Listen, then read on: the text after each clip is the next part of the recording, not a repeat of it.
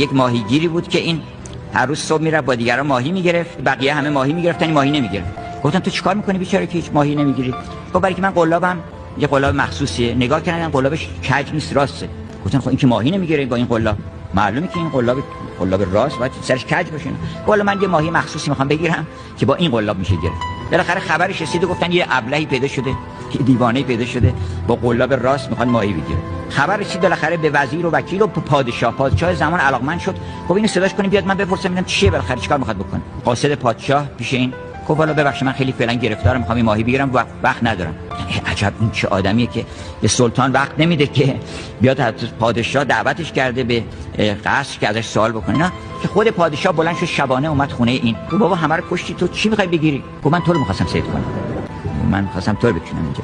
با قلاب راست دادن پادشاه میگیره، با قلاب کج دو تا ماهی میگیره.